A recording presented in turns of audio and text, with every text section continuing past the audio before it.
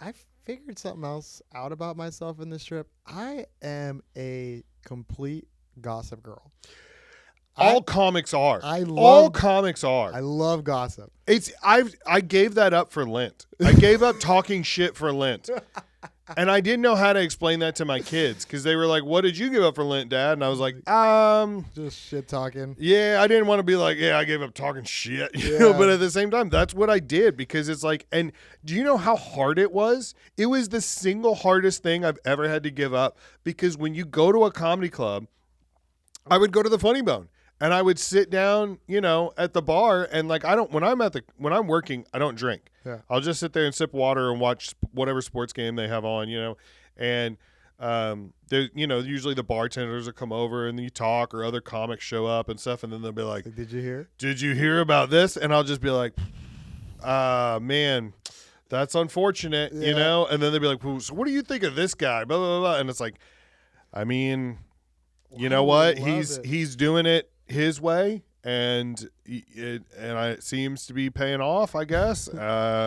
And it was so hard. It was so hard because then there were some times where like things would happen, and you know, and you have to say something nice to somebody, and or something nice about someone, and you're like on the inside, you're like, yeah, nothing would make me happier than to just let you know exactly how I feel right now. But here's the thing.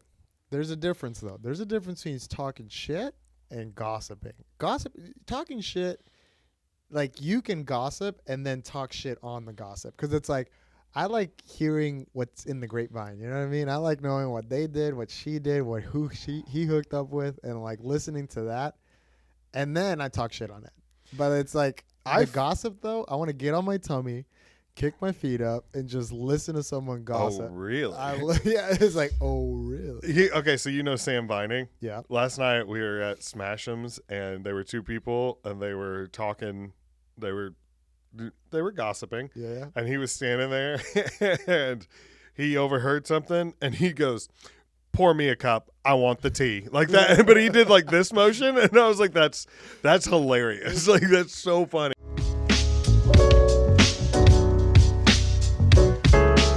I didn't know it was like, I thought it was just me. I didn't know it was most comics. Like, you're right, though. We just love to. Do you know how many times I've been in a green room and there'll be a comic who comes in from out of town and You want to hear this shit? They see a name on, This you know, fucking like guy, a signature on the wall, and they'll be like, "This guy, let me tell you about this guy." All right. And you're like, all right, today we are listening. Yeah. Today. I know. And it's so, that's so strange. That's so funny to me that like that's what comics I've caught myself doing that.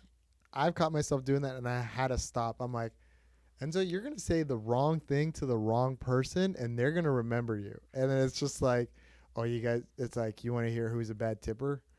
And they're like, yeah. And then I say it, and I'm like, really? Do you know how many extra dollars I have given away in my lifetime because I'm so terrified that I will be labeled as a bad tipper? I'm horrible at math. Yeah. So I'm literally, anytime Rick's around, he knows I'm bad at math. So like I'll get the receipt and I'll fill it out and then I'll be like, "Is this a good tip?"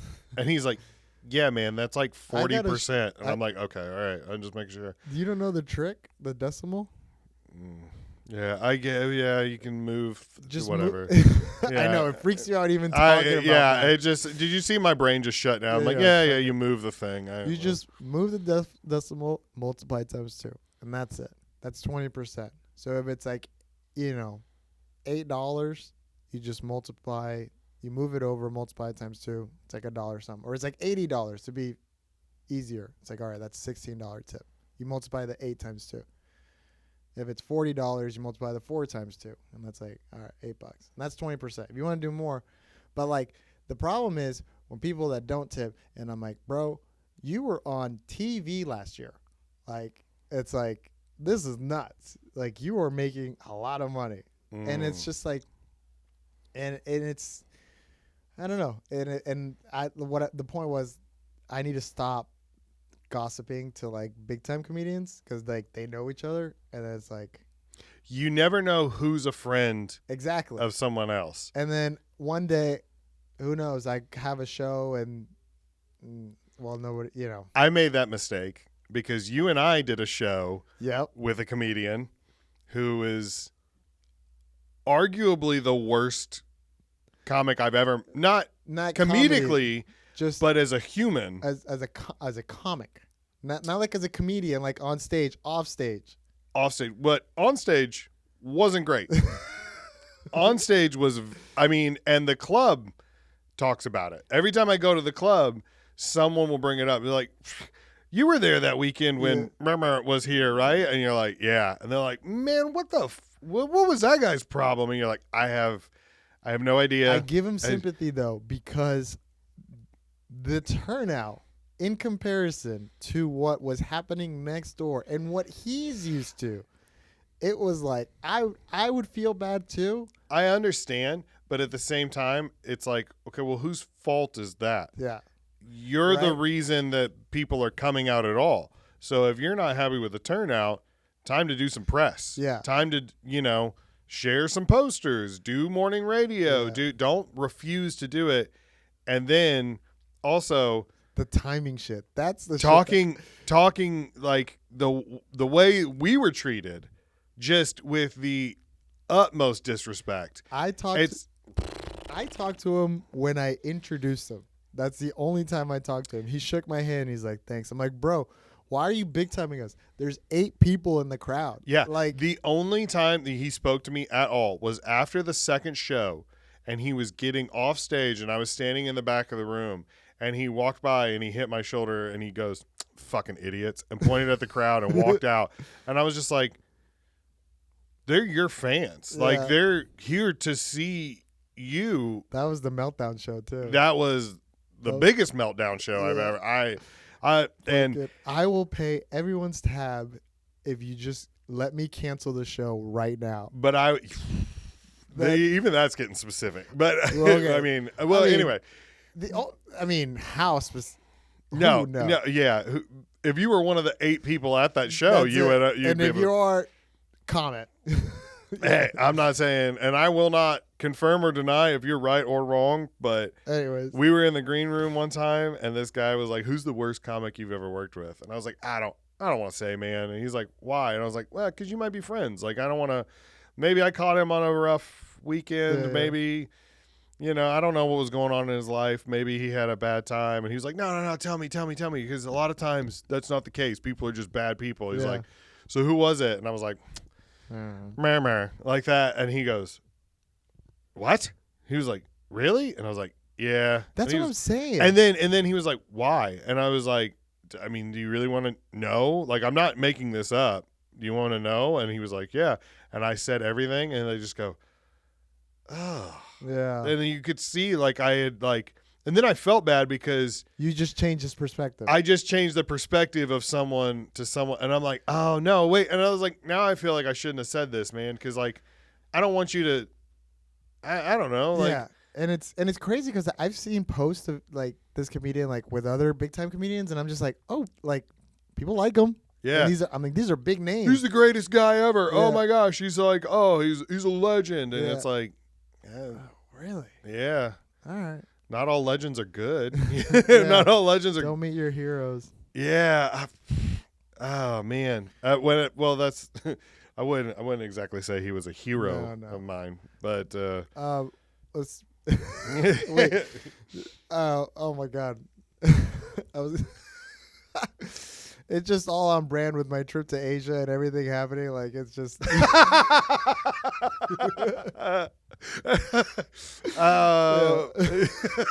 Yeah, I mean, yeah.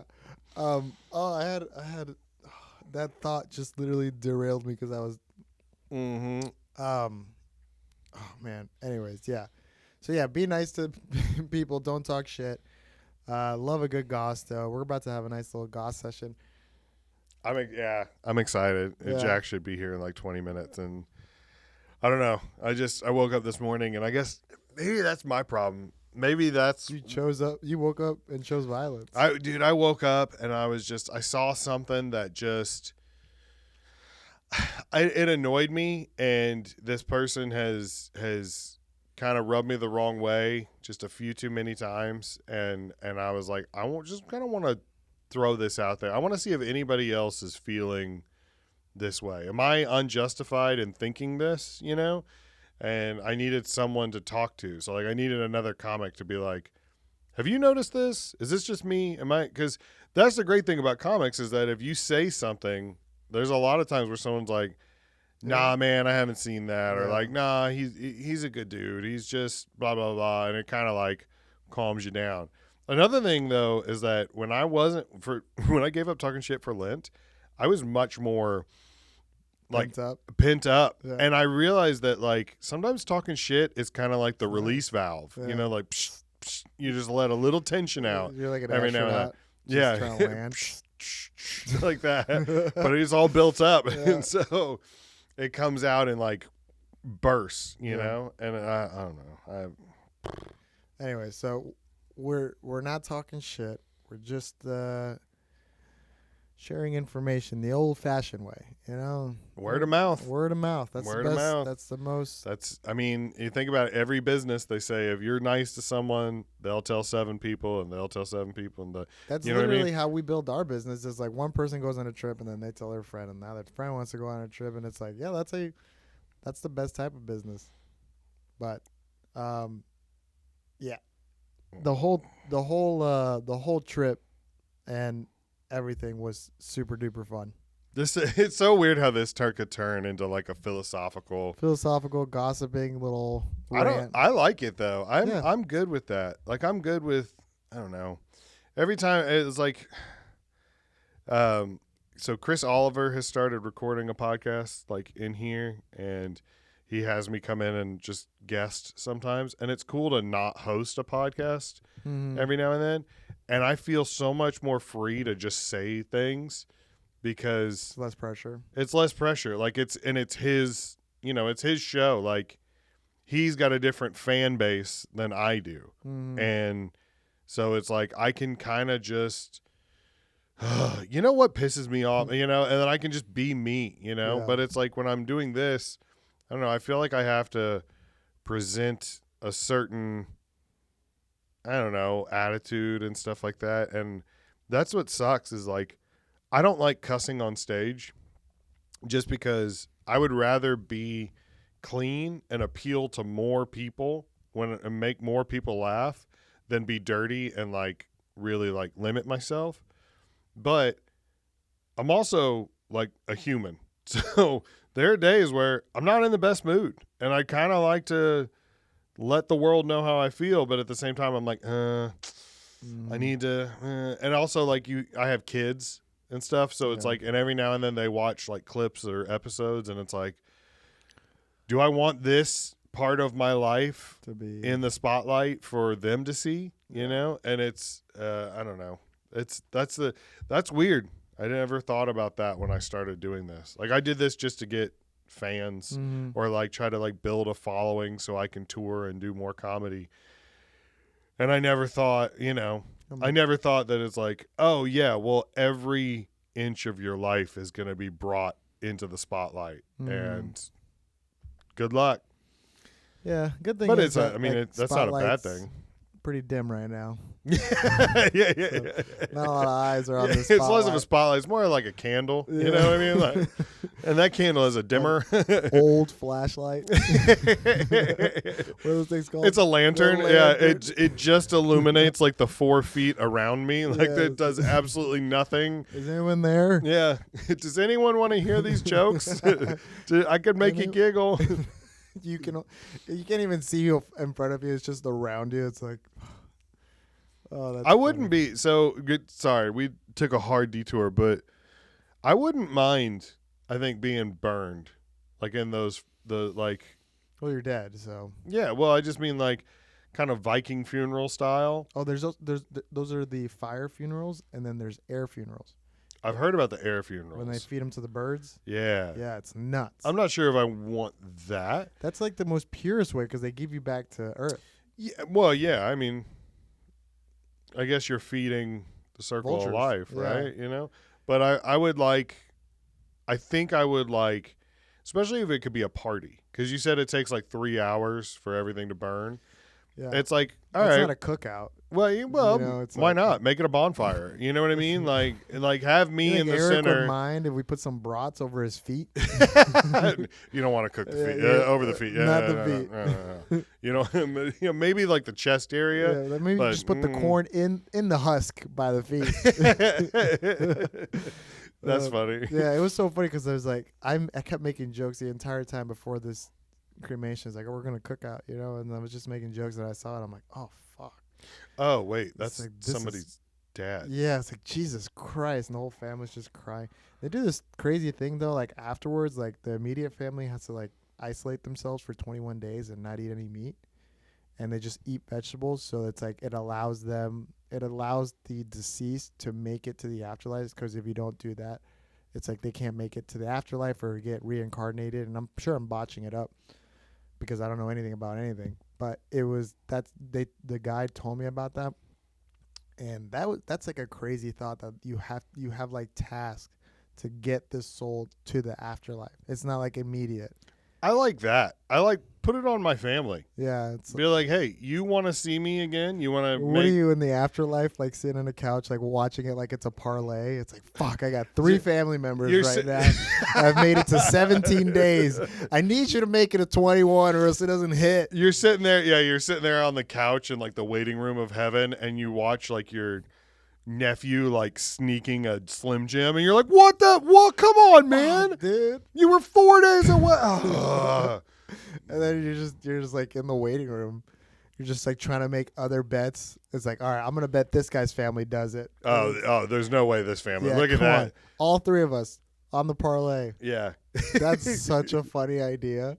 You're just watching your family fail so you don't get into the afterlife. I was talking about this the other day with Javon Yeah. Westmoreland. Mhm. He does a lot of comedy for like churches and stuff, and Oh my God. I'm sure he fucking crushes. oh, he murders. Dude, He murders. He has the type to do comedy in church. Like his persona is just, I don't know. I could just see him just crushing. Well, he used to crush at KJ's when he ran the open mic. He doesn't And- run anymore? Mm-mm. He doesn't run it. Noonie LaRue took over for a long time, and I'll allow then they stopped doing the open mic, and they really? just recently brought it back. But I think, and I'm not sure, and I'm sorry if I'm wrong, but I think it's a mixed mic now. It's like poetry, music, Oh, okay. comedy, which isn't bad, but More it's people. more people. It's different crowd. But anyway, yeah, he's been doing a lot of church shows. So like he came on, and I was asking him like Bible question, like best Bible questions, whatever. But we got on the subject of heaven, and I'm worried that I might be the only person that doesn't enjoy heaven as much as everybody else. Because like, I love my family to death, but if you locked me in a room with them for a week, we would kill each other. You know what I mean? Like, you get sick of hanging out with the same people over and over again. And there's a lot of people that, like, I would go to church with, but if I had to, like, hang out with on a regular basis, I'd be like, dude, you gotta chill. Like, you're not I don't want to spend eternity with you. You know what I mean? It's so funny how you see it. You see heaven like a room. I see heaven kind of like Disney World.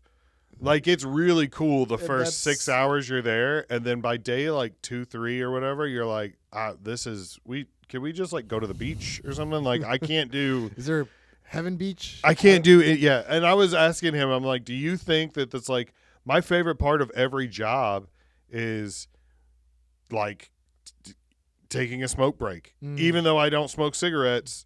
I'll go out by the dumpster and hang out with the line cooks, and talk shit for a couple. It's like, do you think that'll be that in heaven, where God's like, hey, yeah, you guys can smoke, but you got to go outside the gates to like, and there's like a couple people like out the gates, just being like, we got to listen to this song again. I just love the idea that you are like making heaven a place with a gate, and it's just like you're in a room with There's your a gate. family. That's all I know about those pearly gates and It's not streets like of gold. And That's so funny. I just like the fact that it's like they're walking the streets of gold and they find a cigarette butt and they're like, who did it? And it's just like me. Wait, you have to it's go, like me and Javon. Like, you have to go outside the gates to smoke a cigarette, the same gates that people come in through, and Yeah. it's like, oh fuck. Yeah, like we I can think keep we're at the wrong heaven. we keep getting in. We have wristbands, so like we can walk out Yeah. and like have a smoke. And there's people like, "Can I get in?" It's like, no. You gotta wait. I mean, I do feel like the only way I'm getting in is if my wife gets a +1, because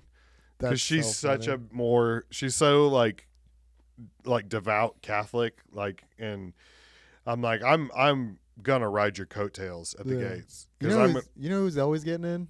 Mexicans, because they'll just hop the fence. That's how I think of you thinking like it's a place. Yeah. Like, it's not a place. It's like you won't even. Here's my heaven. You are like, you're thinking you're going heaven with like your human self. Like you're not. You're just like literally a feeling. I know. I get it. I've heard all the analogies.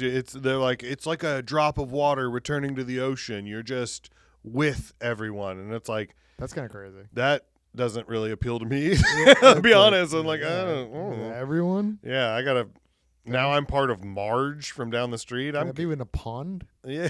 Like, maybe. Yeah, can I select who's in my puddle with me? Yeah. Like, I don't know if I want to be in the ocean, you know, like. But the idea of we got to make a skit about that. The idea of having a smoke break in heaven, but God tells you have, dude, I'm cool. You can smoke. I mean, that's not here. Just not inside. You all gotta- right? you gotta Just- go outside. Just if you, that's cool. Just take it outside. Just take it outside. I can see no drinking, because there's laws about What? that in the What do you- Bible. They're like, hey, don't get drunk, you know, whatever. They have drinks, but they're like, hey, don't get drunk. It's gonna make you do stupid stuff. I get that. I would be okay. I'd be like, all right, I can give up no alcohol for eternity. That's cool. But like taking a break, you know, because from everything I learned growing up is that heaven is just 24/7 of like praising God and like singing songs. And to me, that Sounds awful. doesn't sound that great. Oh, yeah, man. like, I mean, it's better than To burning God. alive for, you know, if they were mean, like, they're like, you either have to sing song and praise God forever or burn in a lake of fire forever. It's like, Who do you think's more annoyed, the people or God? Be like, all right. yeah, guys, after a while. Have you ever, after a comedy show where you have 200 people come up to you and like, oh my gosh, you were so great. Oh my gosh, that was so No. funny. And you're I like don't know. shaking hands. You don't know. I have no idea what you're talking about. Sorry. One day. I know. Well, I'm just saying, okay, you get enough people telling you, You're like, dude, that was so Alright. funny. That was so funny. And after a while, you're like, hey, okay, all right. Yeah. Thank you. I appreciate that. It's very nice of you to say. Do you want to talk about something that's not me? Yeah. You know, like, and that's the only thing. It's like I want the praise, but I just don't want to like talk about it. you know what's so weird is that like last Sunday I did a show and I bombed. Like it was not a good set. Like, and I know it wasn't a good set because when I got off stage, another comic was like, you know, man, it's just like what That bit's funny. you had It's some got good. legs. He's like, you had a good solid couple minutes, and I was like, if I would have done well, you wouldn't have said anything to me. Yeah, yeah. But because I bombed, you're trying to like lessen the blow, and that you know. But then a non-comic come up to me and was like, dude, that was the funniest shit. I loved it. Like, how do I follow you? And Which I was one like, do you put more weight on? the comic, because the audience member, I'm like, yeah, you But don't. isn't it ironic that we're trying to please the audience member? Yeah, the audience member is the guy who bought the tickets. Yeah, exactly. But the comic is the one that I care about. I think 'cause the I'm like, same way, but it's like, but the guy who we're doing this for, he's having a good time. well, But, like, yeah, I mean, it's got to be like the people that direct Avengers movies, you know, like they broke box office records, but It then was Martin Scorsese's like, this this isn't a real movie. And they're like, oh, I'm a fraud. It's like, Yeah. you're the most successful director in human history, but someone said, it's not my cup of tea. And you're like, oh, man. Like, that's because, I don't know. That's the only time I would consider comedy art is because you care what other artists think. You don't really care about what the muggles think, you Dude, know? I described comedy as art in such a way that people looked at me like, dude, what the fuck are you talking about? Because I compared myself to somebody doing something really fucking cool, and I was like, you know what? It's kind of crazy, you know, like that guy and me is like the guy. The people around was like, what are you talking about? It's like, you know, he's just traveling, you know, doing his art, and I'm just, you know, kind of doing the same, doing my art, and it's like, This guy's playing like 7 instruments right now. You talk about your dick for 5 minutes. It's like, yeah, but it's like we're just like grinding in this art world, and it's just like, all right. We're just trying, we're just pulling things out of nothing and just throwing it out, just trying to get people to pay attention. And I literally just like look at my phone 5 minutes before I go on stage, just like, all right, I'll try that. Yeah. Okay. All right. Let's see. I'm fat. Okay. Yeah. I'm going bald. Yeah. All right. Okay. All right. All right. And then you get up there and people are like, this guy. That's so funny. I don't know. All right. Well, I feel like I need to ask you at least one best question. What was the best meal you had on? You were telling me about the katsu. Yeah. Katsus are good. Japanese, they got that shit. It's like a deep fried pork steak, pretty much. The Wagyu katsu. Oh, I had a Wagyu katsu, which was good, but like, I had Wagyu alone and Wagyu katsu, and I enjoyed it a lot better alone. I had this skewer of Wagyu. It was like a skewer with like 4 blocks. It was $30, and it was 4 bites. I would have paid $100. It was that fucking good. It's like I've never had Wagyu steak, and that was the first time I had it, and it was in the streets in like this street market in Japan. And my mouth is watering thinking about it.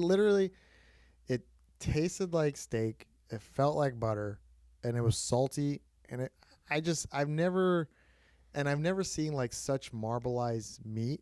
And that's what makes it so good, because the meat is like, they feed it like beer and wheat. And like, that's what makes them so like fatty, and that's what makes them delicious. And it was, Japan probably had the like best flavorful food, like in the sense of like delicacies like Wagyu and sushi and things like that. But like Vietnam was like, all right, $2 and a deep bowl of ramen, and it's salty, and it's like a bunch of MSG in it, and it's fucking good.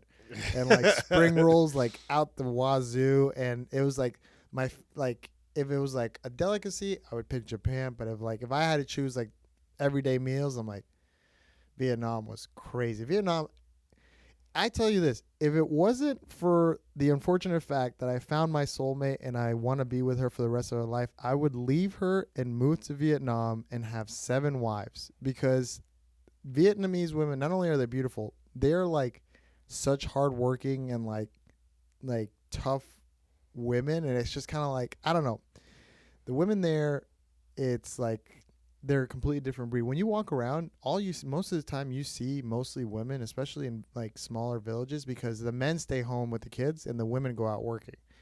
And it's just kind of, it's nuts. It's just kind of like it's a different environment, and the women like carry themselves different.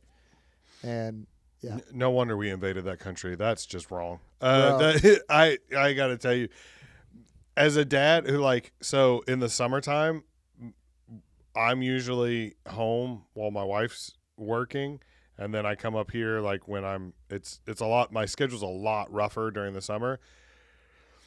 That's so hard. Yeah. That's so hard. I have so much respect for housewives and like stay-at-home moms and stuff. It's like, this is the hardest job, and I don't do half the stuff my wife and does. You don't even get paid for it.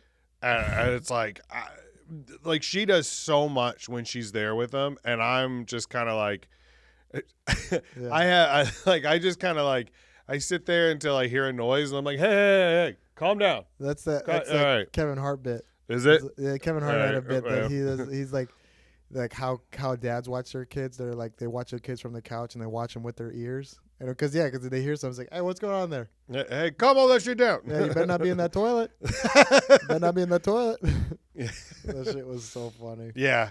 So that's, I don't know. I don't know if I could survive being a Vietnamese house dad. Yeah, it's nuts. And the women, I saw this thing that really changed me a lot. I saw a woman, like, she was in the street.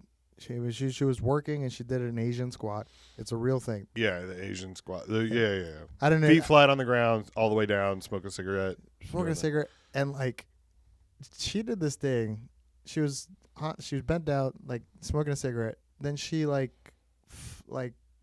finished her last puff, stood up, flicked it off, spit, saw someone she knew, went like this, winked, and I'm like, that did a lot for me. That did a lot for me. And I'm like, I didn't know I liked that. And that was crazy. That's going to be you, me, and her outside the gates of heaven, squatted down. What's up, What's up, God? Yeah, what's up? Oh, I also did this thing. Yahweh, what's up? Okay. You need a visa to get into Vietnam. This is the last story we'll say. You need a visa to get into Vietnam. And I thought I did my visa, and I didn't do it. So I had to stay an extra night in Korea while my fiance and our friend left. And I was so mad because I had to pay $100 to expedite the visa. I had to pay for a hostel and pay for a new room for that night. So I'm like, fuck, I just dropped like $300 that I didn't have to. And so I'm like, all right, well, I'm going to make the best of it. So I'm walking around this town called the city. It's called Busan. And I swear to God, I've looked all over the internet for this and I can't find it. But there was a group of people in a circle. And I'm like, what's going on here? And I was just like, walked up. And this was like right after I left. So I was still jacked. I lost like 13 pounds since I've left. I like lost all my muscle and all my weight. So I was still like bigger then. And I'm like, what's going on there? And there's this guy. He's like on a YouTube channel and there's like 3 cameras and he's just talking on YouTube and there's some Vietnamese writing and or Korean writing, I'm sorry, that was saying 1 hand for men, 2 hand for women. And there was a humongous motorcycle. It was like the biggest Honda motorcycle I've ever seen. And he was offering 100,000 wons, which is like $80, if you can stand the motorcycle. And women can try with 2 hands and men can try with 1 hand. And he let a bunch of women try. For every like 10 women, he let 1 man try. And then I'm like, I can do this. And I watched for like an hour just watching people's technique. And I saw him do it like no problem.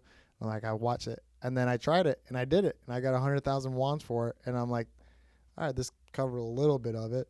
Then I was like in a lot of pain afterwards. Like my back hurt for a while, for a couple of days. But I was just like, I have the video of people doing it. I don't have the video of me doing it, but I was like, I want to watch it because it was like a professional guy. He had like he had a hair and makeup person like stop in between like people, and it was like 3 YouTube videos and cameras like this. It was like a whole production on the side of the road, and I can't find it anywhere. But I just like lifted, and it was so funny because people over there, they're not like, you see that in the States when they're like, oh yeah.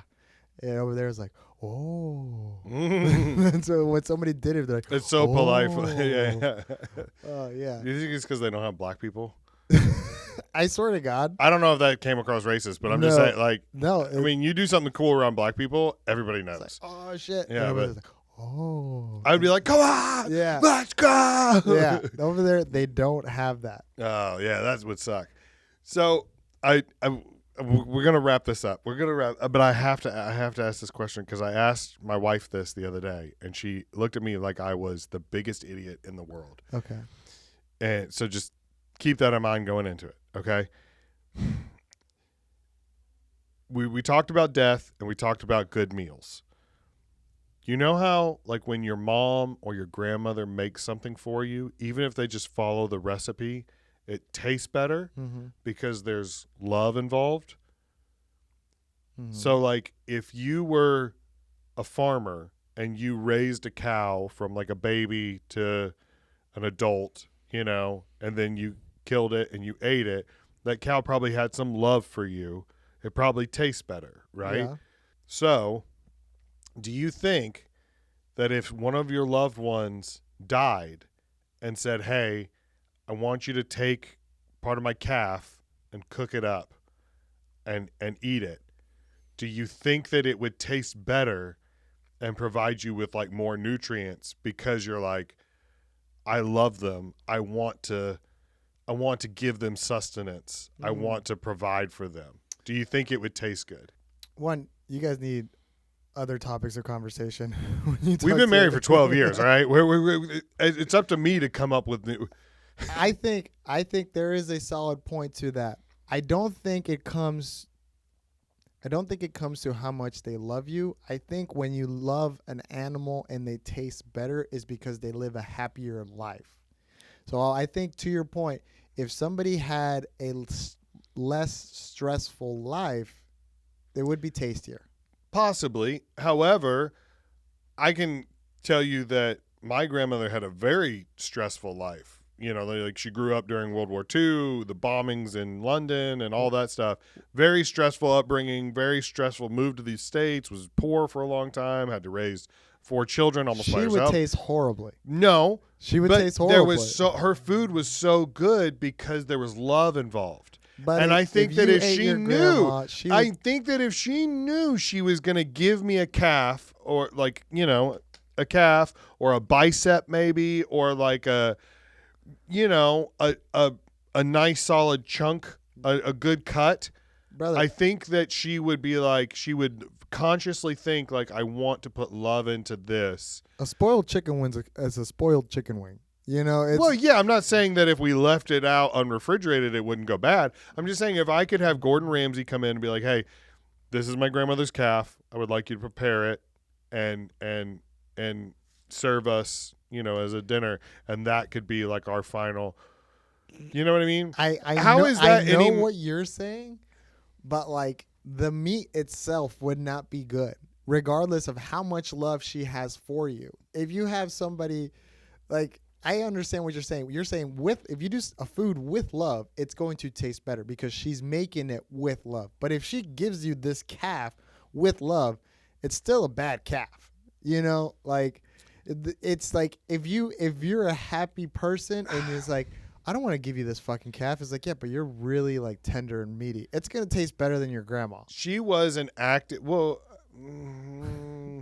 Okay, so I will argue that she was an active person. She wasn't like obese or anything like that, but she wasn't like overactive. She wasn't like a professional cyclist where it would be tough and chewy and stuff like that. She's gonna be tender. It would be like chicken thigh. Yeah, and I think that if you like sous vide it or something like that, and then just did a quick sear on both sides, I would argue that your grandparent would be pretty delicious. Maybe change grandparent, another younger family member, because if you have a cow and you love it and then you eat it, if you eat it too late, it's going to be bad.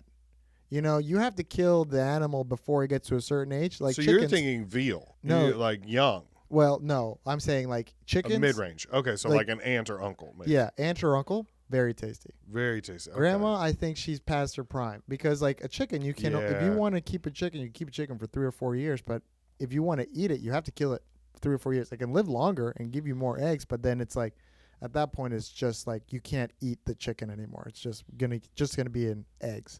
Which, by the way, I left for 2 months. What the fuck is happening with eggs? They're so expensive. What the fuck? Yeah, dude? Welcome back, buddy. I was having 10-cent, 7-cent eggs. It's so crazy that a dozen eggs is more expensive than the cortisone shots you got in Korea. Yeah, I got a massage that was less expensive than a dozen eggs. Yeah, it's insane. Why? What happened? Bird flu? No. Yeah, it's a bird flu. Yeah, Trump flu. Trump flu. Yeah. It made a decision. It was. But what a thing to really dig your heels on, you know? Dude, I'm so done with politics and stuff like that.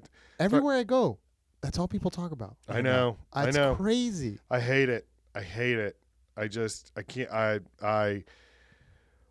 Oh, man. Well, let's just sell all this equipment and move to Vietnam. You can live for like 6 years. I was about to say. I was like, it sounds more every day, more and more. You can, and I'm not. I don't know. I don't like to talk politics, and I don't. I try to stay as close to center of the road as I can to be like, I see this side. I see this side. I understand both of it. I can see where you're both coming from. But right now, it's like. But it's just like I can't listen to anyone else talk about it because it's like everyone is just screaming. It's just like this side screaming at this side, and it's like I don't yeah. All right. Yeah. Okay. All right. Well, you guys have fun. You figure it out. You know, my sibling right now is in Italy getting their Italian passport because they're trans, so they were like freaked out. So they're gonna go over there, and I'm gonna go over there over the summer to get my European passport. I was like, just in case, you know, it's like if shit hits the fan, it's like, all right, I'm gonna go over there. Well, and then every day you wake up and you're like, oh, hey, do you know there's a new war that started? And you're like, oh, great, cool. So there's like Israel, Palestine, Pakistan, India, and then Russia, Ukraine, and you're like, oh, cool. In St. Louis, we'd be safe if it was like a. I keep looking at all the doomsday maps. They keep popping up like, oh, if the ice caps melt, this is what's going to be flooded. St. Louis is all right. Yeah. And then like, oh, the only thing is Yosemite. I mean the volcano. Actually, I've looked at it, and we're one of the last. We're one of the last ones affected. We're still in the danger kind of fallout zone, but we are given there's a bunch of people that are going to die instantly, and then there's a couple people that are going to die within like a month or two. We are in the 3 to 6 month range, which I was like 3 to 6 months. You can make it. You could walk to Florida in 3 to 6 months. Yeah. The only thing that really bothers me, the only one that's probably going to get us, is the New Madrid fault line, which is if that goes, we're the first. Oh, I mean, yeah. Which so is like the where best case scenario, because it's like, all right. Yeah, I was gonna say if you're gonna live, I mean, if you're gonna have to go through an event, like if an asteroid's gonna hit the Earth, I want it to hit my forehead. You know what I mean? Like, I don't want it to hit on the other side of the world, and then we have to deal with 40 years of starvation, you know? I'm like trying to scrounge for food and like apocalypse scenario. I'm not really interested. Like just, you know, if Russia's going to drop a bomb right here, okay, I'll carry a GPS with me and have it track me, you know? Yeah. You want to plug your social media real quick? Yeah. Jax just said he got here, so. Yeah, Enzo Comedy. If you want to follow our travels, Melanie and I's, you can follow us on YouTube at the Travel Light Adventure Duo. It's a working title. And, yeah, this was fun. We barely talked about the trip. We just talked about life. And we did cover a lot. I mean, we covered the trip for probably about 40 minutes, and then we got into. Yeah. But also what it taught you and like your perspectives have changed and stuff like that. That's part of the trip. That's not bad. Mm-hmm. Okay. All right. Well, thanks everybody, and appreciate you watching. We'll see you next week.